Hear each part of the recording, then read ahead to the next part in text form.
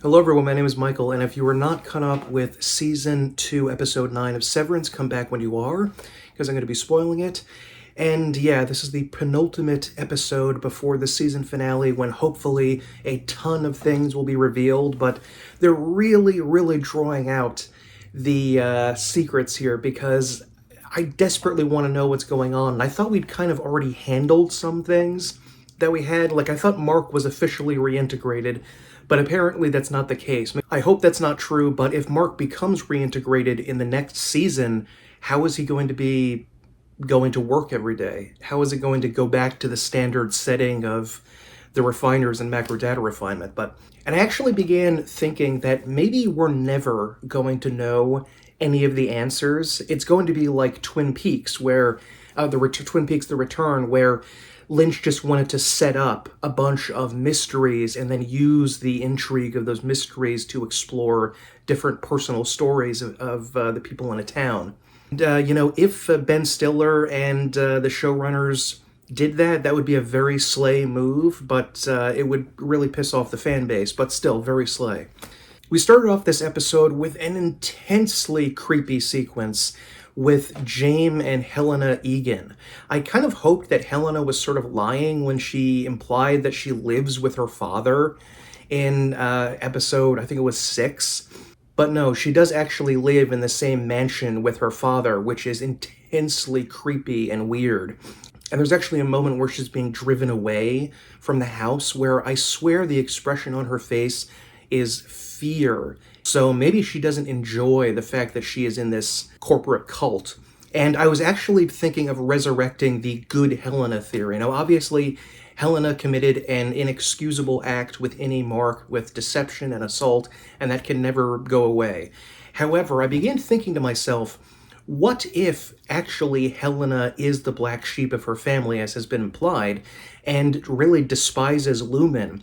And the only way that she felt that she could actually get back and destroy the company is by planting her rebellious self at the heart of the company, as an innie.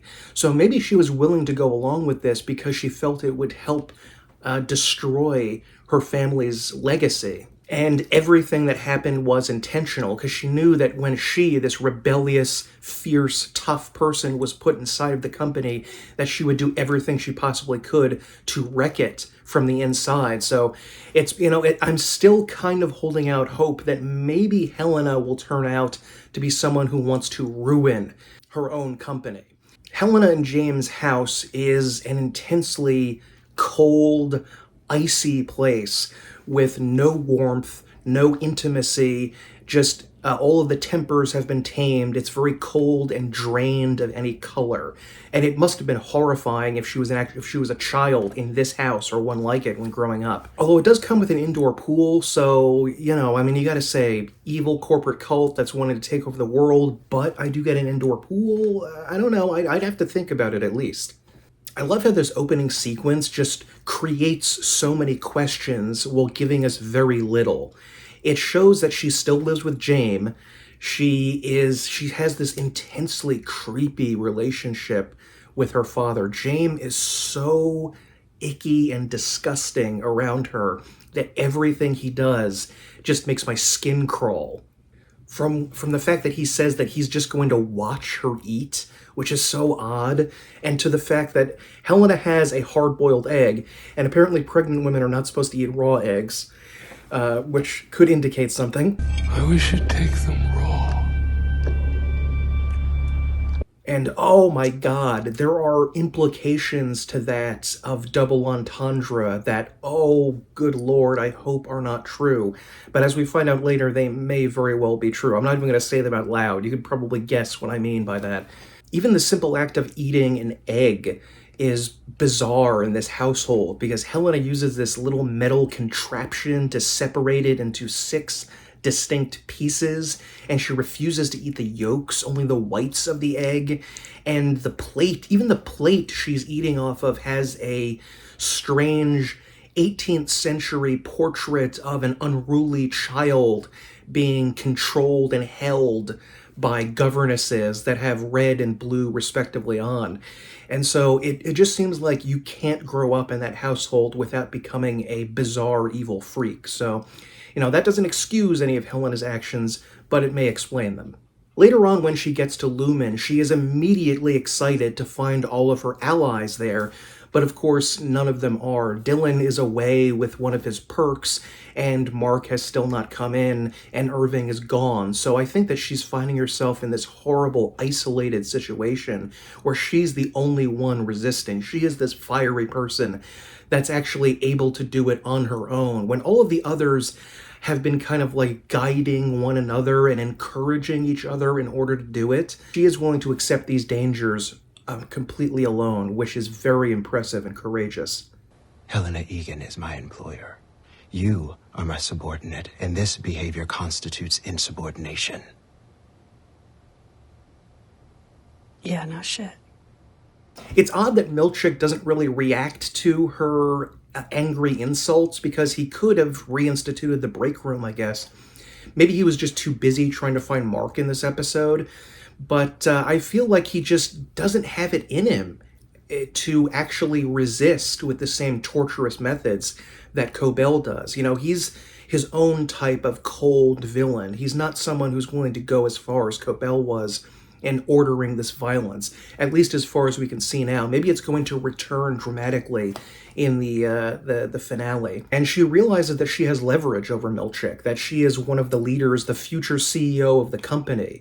So it's difficult for him to attack her in the same way that he could with anybody else. Heli tries to appeal to Dylan, the only other person who was at work that day, and weirdly enough, she kind of indicates that she holds the same opinion as Helena. She's not your wife. Because no one would treat someone they love the way she's treating you. Like all the Audis treat us, like everything's for them. Both Heli and Helena think that they are not the same as their other half, and that they owe them nothing, that they're not really married to them, that their relationships doesn't matter because you don't actually know them. So I thought that was kind of interesting that they're showing both halves of this psyche have a similar attitude about the other in this situation. And it's so sad to see her trying so hard to work as hard as she can, where we barely got any work towards finding Miss Casey in this episode. It was really like episode 3 was the last time that any significant progress was made towards finding Gemma. But she's willing to do it on her own, which is very impressive. It was dangerous and scary to do it with a group, but on her own, that's amazing. I was a little bit puzzled by the time frame of what was going on, because we still don't see her going down to the testing floor even after the building closes at night. So she's there after hours, but she began this search when? Like, as soon as she got there? Or, even if she was there at lunchtime, she'd have 4 or 5 hours to figure out where she's supposed to go and go down there. It doesn't seem right that it took that long, that she would be stuck in the building. And the conclusion of Heli's storyline in this episode is, again, extremely frightening, because Jame Eagan himself shows up at the building. You tricked me.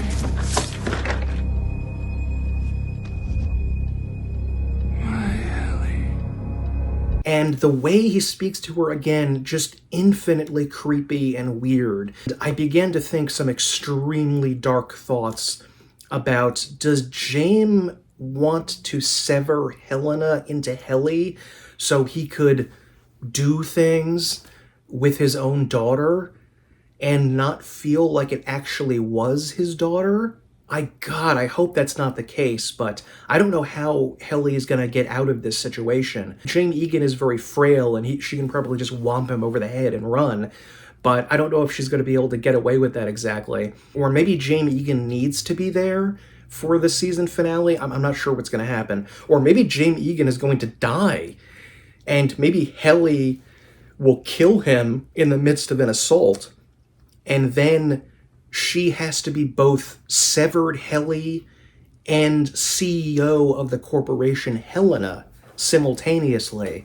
which would be a very I don't know how that would work. That probably isn't going to happen, I hope. Yeah, but Heli closes out this episode like she has through a lot of this season, just pushed around by the company, abandoned by her friends, and forced to look on her own for some way to attack this corporation. Dylan's story is intensely sad because he has been secretly seeing his Audi's wife as part of these perks, and they have been getting closer together because Gretchen, his wife, thinks that the innie version of Dylan reminds her of who Dylan was when they first met, before he became sort of bored and adrift in life and not really paying attention to her romantically, which is completely screwed up and not something she should be doing. If she wants to fix this problem, she has to take it upon herself to do it with Audi Dylan, not find this sort of loophole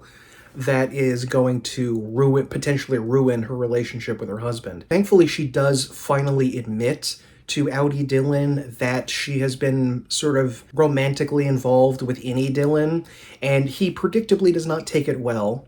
This is so many fucking dimensions of fuck. Which is understandable. I think anybody would feel that way if this happened.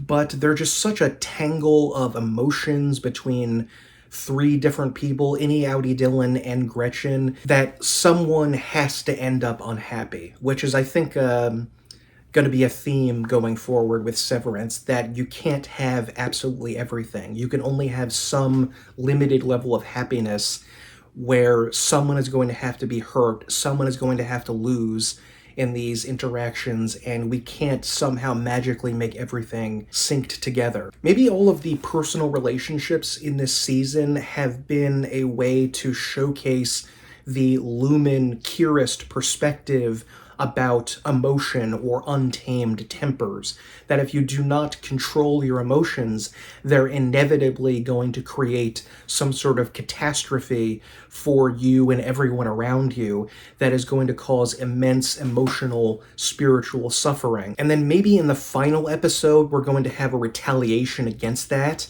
and we're going to show, actually, no, having these messy, miserable personal relationships are full of pain, but they are much more vital and full of life and good, and something that we need to pursue even against the pain. And it's just so sweet and so sad when innie Dylan actually tries to propose to his Audi wife. Gretchen G. Oh my God. I love you. And I know I'm just an innie, but I love you all the way I do. And he made her a little ring out of the Chinese finger traps, which makes it look like it has little diamonds along the edge. That's so adorable and so sad. And maybe understandably, Dylan decides that he just wants to quit, which, as we know in the Severance world, if he manages to quit and his Audi accepts it, that means that he is dead. It's essentially a form of self-exit. So it's much more extreme than just quitting a job. He's quitting life itself, unfortunately. But we don't necessarily know exactly what happened with Dylan at the end. When I first watched it, I thought, oh, well, he just went down into the elevator and left. But the elevator went down, as some people said, and I thought that that was just like a reference, like cutting to the next scene of mentioning that the testing floor still exists. But some people think that Dylan actually went to the testing floor and went down, and I hope that's true, because it just seems so selfish for him to abandon the search for Miss Casey when his own personal needs have gone unmet. We finally get some more clear answers about Bert and Irving. Irving actually has been investigating Bert, working for whoever he's working for. Maybe he thought he was talking to Reghabi, or maybe he thought he was talking to Petey, but he doesn't know that Petey is gone. I still think that maybe he's working either for another corporation or for the government who's trying to secretly investigate Lumen. Someone pointed out in a comment on a previous video that, of course, Bert's a bad guy. He's played by Christopher Walken, Frank White from King of New York himself, who always seems to play a creepy guy. So I guess I should have assumed that, but I was just holding out hope against hope that maybe Audi Bert will turn out to be a good person somehow. But apparently he is some sort of Lumen thug or flunky that at the very least drives people to their potential death, and he doesn't know what happens to them after he drives them there, but that's still very suspicious and very criminal. Kind of reminded me of the limo driver for the Mitchum brothers in The Return. He's not really involved, he just drives. I kind of wish that Irving would have resisted Bert a little bit more, but maybe that would have blown his cover and he wants to go report what's going on to someone else. And he does seem to just genuinely love Bert, so I think that we have confirmation in this episode that love does transcend severance, which is it's some sort of deep, primal, emotional bond that you will notice with the person that you love, whether or not you have your memories of them, which is a beautiful and romantic notion. Bert is also there to see Irving to expel him from the town of Kier. We don't know if he had orders to kill Irving or to bring him someplace so someone else could interrogate or possibly kill him, but whatever's going on, Bert decides that he is going to expel Irving from the town, which seems to be not what Lumen wants. Lumen wanted a more permanent solution to the problem. And, presumably he's going to get in trouble for that. But Bert feels something too. Even this thug, this crook, feels something good inside himself about Irving. And he knows he loves Irving too.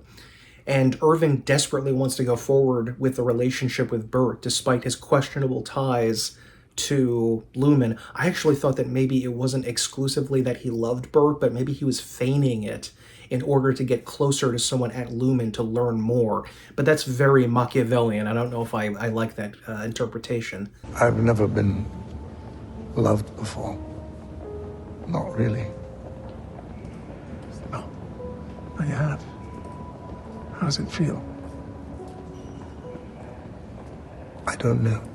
They do the little forehead touching thing, which is, again, I guess something that transcends severance, because they did that when they were both severed. But Irving is eventually coerced to leave, tragically, and he knows that at least at some point somebody loved him, even though he doesn't have that person anymore. He can hold on and cherish that memory of being loved at some point by someone, and it's just a truly tragic sequence as Bert loads him onto a train with radar and sends him off into the night. I assume that Irving is going to return and play an important part in the finale, but some people are saying that maybe it's possible we're not going to see him again until the third season. I don't think they're going to kick the character out.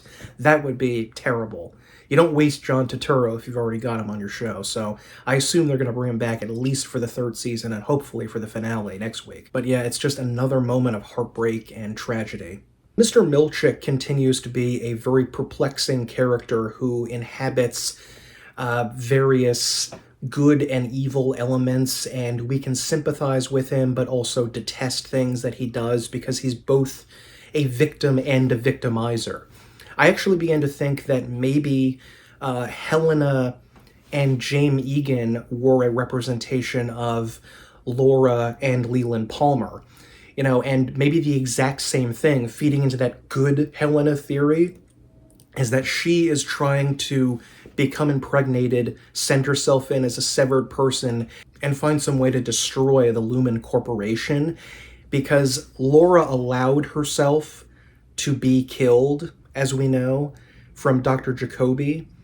So she was attempting, as she succeeded in preventing the cycle of abuse from passing on from her father to herself, and chose destruction instead of that. So maybe that's what Helen is doing. She is a villain, she's a victim and a victimizer, and she realizes that I can continue on being a victimizer until I'm just a pure villain, or I can find a way to stop the cycle of transference or revolving of all of the different CEOs and stop maybe the consciousness of Kier returning somehow or remaining within the minds of the CEOs by removing herself from the company and hopefully destroying that circle. We're back to Milchick.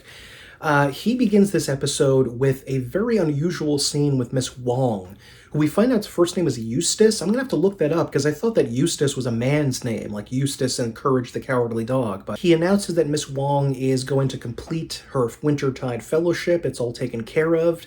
And in order to do that, she has to destroy something that is precious to her. And she has the Jame Eagan statue bust, and she has to pick that up and destroy the little game that she had as a child, which is a heartbreaking scene because we know that Milchick went through the same process of telling himself, you have to grow up, you have to put away childish things, like from the Bible.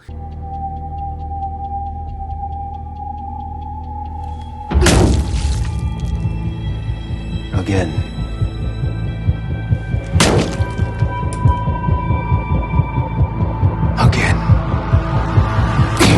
I can't believe I forgot to mention this, but does this mean that when Cobell gave up her plans for Severance, it was because of the Wintertide Fellowship? He probably went through that as a kid, and he just went through that after the performance review. But now he is passing on the cycle of abuse. He is becoming a victimizer after being a victim.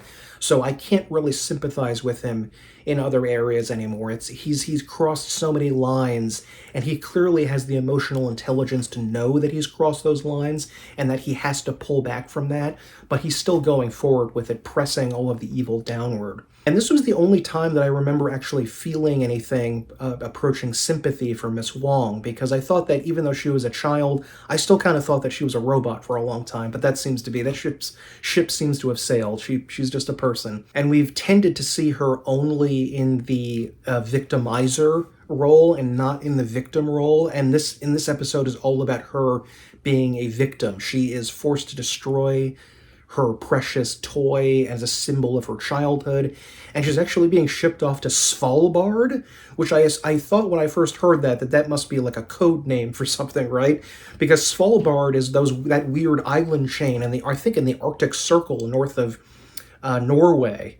And apparently I looked into this, that there's some sort of weird post-apocalyptic seed retention program to possibly reseed the life with Earth after an apocalypse, which made me kind of perk up a little bit and think about the nuclear winter theory I mentioned a couple of episodes ago, that maybe the entire world was destroyed in some way and only a tiny handful of places still exist, but that's probably not true.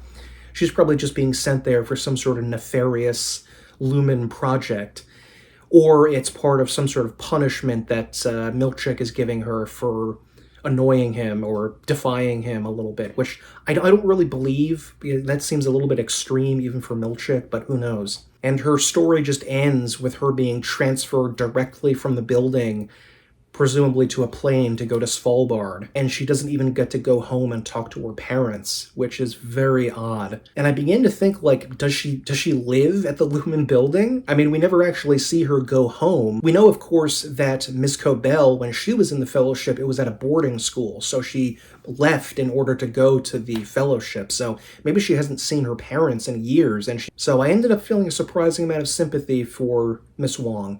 After this, Milchick is just losing his mind because no one seems to be coming in and working, and his boss, Mr. Drummond, is obviously upset.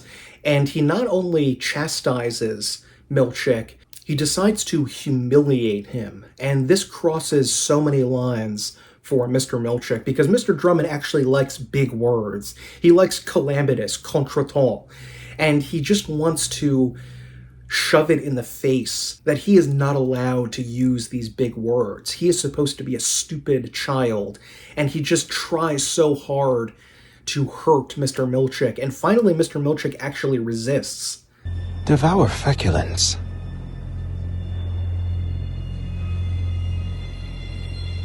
It means eat shit, Mr. Drummond. Which is a glorious moment, but I wasn't thinking of it as being that great as a lot of other people seem to, because I could not forget that Milchick was also a victimizer. So even though he's resisting when he's being victimized, he still hurts other people. He's still villainous. So I can't fully come out and enjoy this. I actually thought for a brief second that he was quitting and that his redemption arc was beginning. But no, he still goes back down and continues working. He just lets Drummond know that he's not going to take his crap anymore or his feculence anymore. Probably the most frustrating part of the episode was going back to Cobell, Mark, and Devin, because he's not reintegrated again, as I said, and they just kind of putter around for a while before actually coming out and telling them what's going on. And I don't really see why Cobell couldn't have started in on all of the explanations about what's happening to oudie Mark. Reghabi, on the other hand, when she met Mark, she immediately gives him direct answers to his most important questions, whereas Harmony can barely stumble out a meaningless code word. Another reason that we should trust Reghabi and not Cobell. Why wouldn't she just immediately start rattling off everything that she knows? Why put this off again until later on? What file?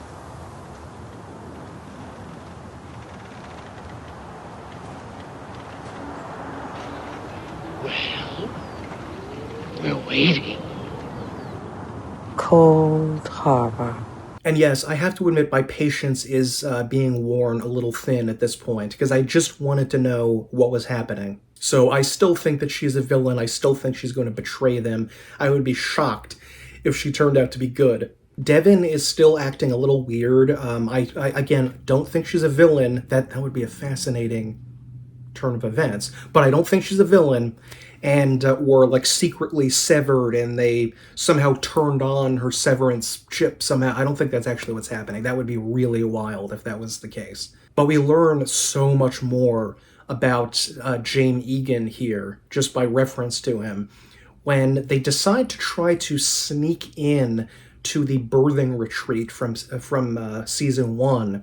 And I thought this was kind of bizarre because they're trying to go into one of these cabins where the pregnant ladies who are severed go into. And I thought, like, does the severance process thing just work at that location to anyone? I kind of assumed that this wasn't going to work because it was only specifically targeted at one group of people and it was different, but apparently any severed person can go into the cabin. And in order to sneak into the birthing retreat, they actually reference the episode's title, The After Hours, which is the title of a Twilight Zone episode in the first season, where a woman begins wandering around a department store until she realizes that she's not actually a real person. She's just a mannequin who is allowed to leave the severed floor, well, not the severed floor, the ninth floor, and wander about for a month in order to experience life. She's one of James. No one's to know.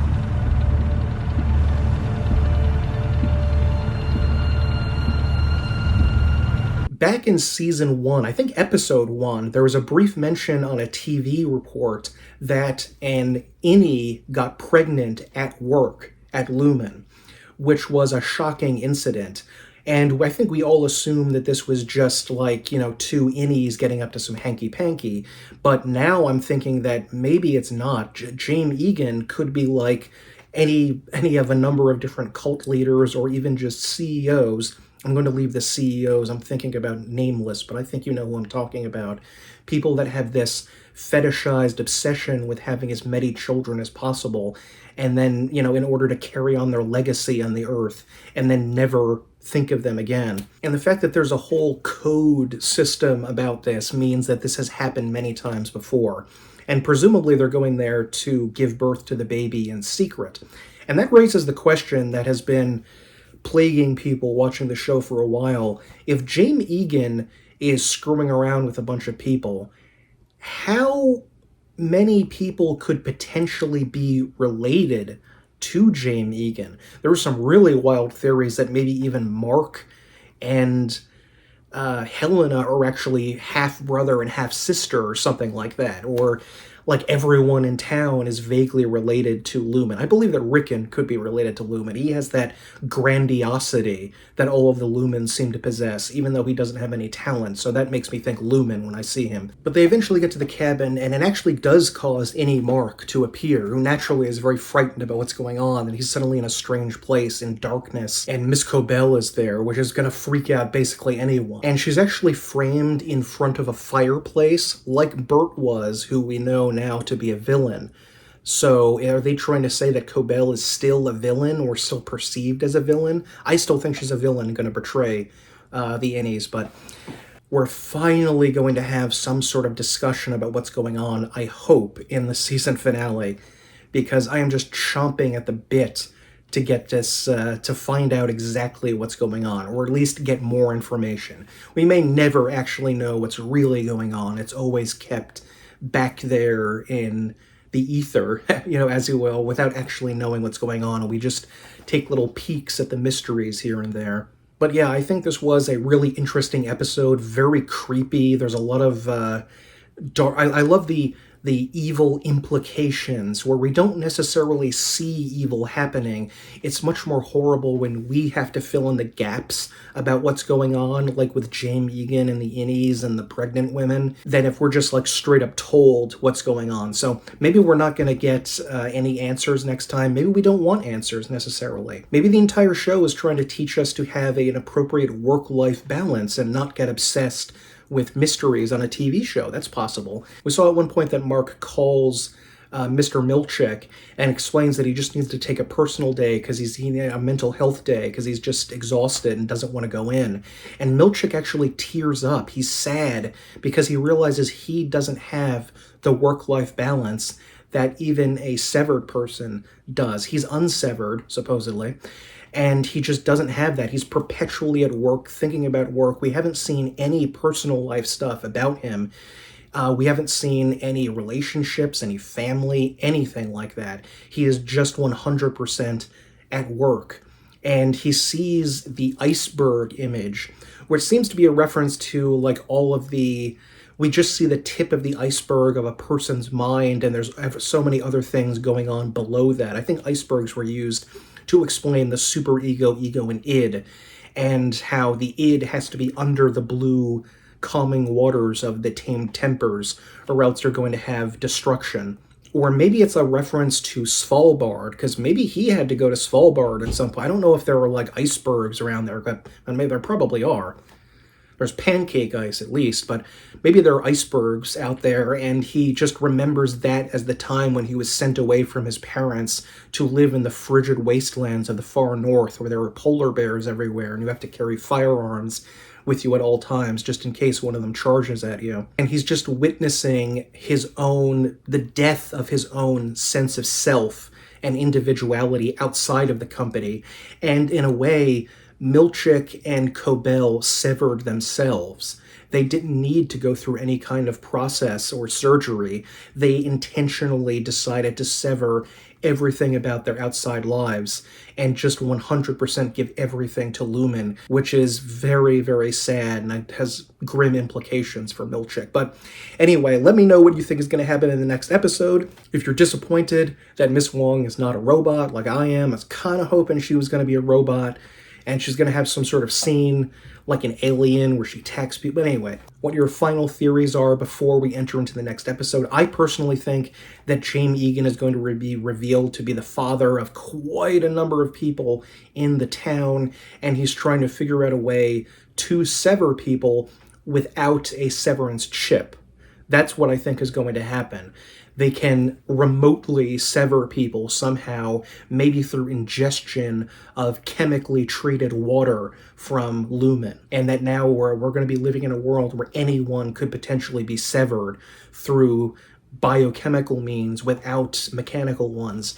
And the entire world is eventually going to try to fight back against becoming severed. But yeah, let me know your theories. Let me know what you thought of this episode, where we're going to go in the next one, in the season finale, and what you plan on doing once the season finale is over and we don't have any new episodes of Severance to have each week, which is going to be really tragic for everyone. I think I might do a rewatch of Twin Peaks. I'm not sure. But yeah, that's it. We're less than 1 week away from the season finale of Severance, the best show on TV. So thank you very much. Have a good night. And remember, I love you.